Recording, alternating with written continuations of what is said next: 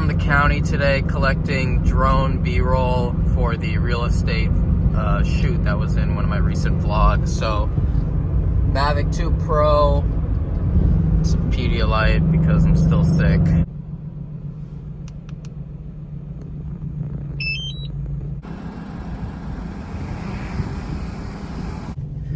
So flying my drone, head down, I look up in the window, there's a guy in his car filming me, telling me to roll down the window. I say, "How you doing, sir?" He goes, "What are you doing?" I said, "Flying a drone." "Why?" "Because I want to." "Do you live here?" "I grew up here." And drone starts beeping, low battery. I said, "Give me 1 second, I'll talk to you. Let me just land the drone." Land the drone, extend my hand, shake his hand, introduce myself, and say, yeah, I know it is a little weird to see a drone, but it is legal. You can fly wherever you want as long as the airspace is okay. And he goes, "Okay, just, I've never seen you, seems weird." I just came at him with a professional, polite attitude. If you want to talk, I can talk. He came at me aggressively filming, saying, "What are you doing?" And then at the end of it, he goes, "Okay, sorry to disturb you." You know, that's it.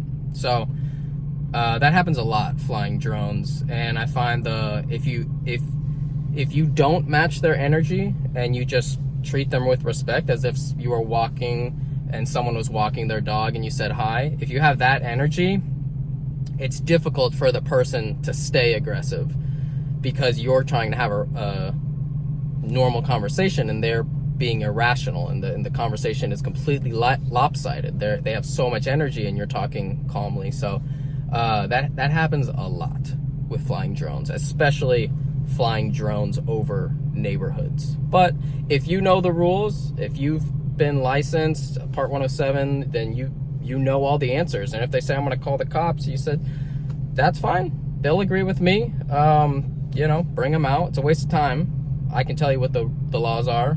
But that's how it goes flying drones, and that's honestly why I don't like flying drones. All right, last flight of the day. Let's see if I can film and turn this on at the same time. There we go. And we're at the beach.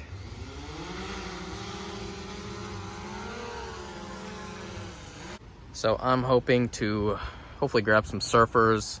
Waves are small right now, but maybe there's a longboarder or two. So it's still a little glassy, so let's see.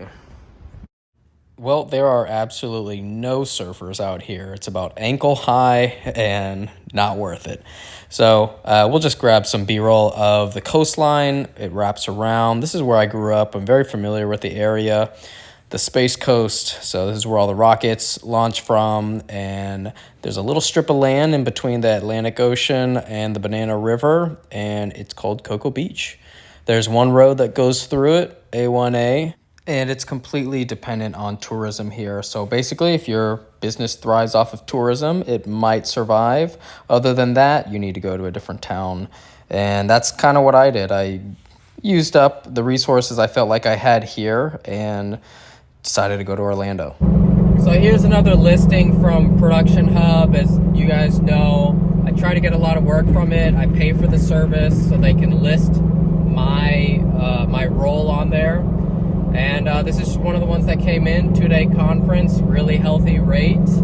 I follow up with them. So this gets sent to my email as a match to what services I offer. Then I have to take the initiative to email the contact. I put in a nice little bit of info about myself, how much I cost, what I'll bring, and then just wait to see what they say. And if I hear back from them, sometimes you do, sometimes you don't. And in the meantime, they're looking at a bunch of other people that Production Hub has linked to this job opening. So that's how it goes. I hope I get it. And that's why I use Production Hub. So this is the reason why I moved downtown. Going to have a pre-production meeting with the director for the New York shoot next week. And I proposed going to this certain bar and having a drink, and I can just walk there. Don't have to worry about parking, don't have to worry about transportation times. People want to come to downtown to feel cool. I do the same thing, that's why I'm here. And so I know a lot of people are trying to figure out where to move to hit their market, but simply for me, being in Orlando is really valuable.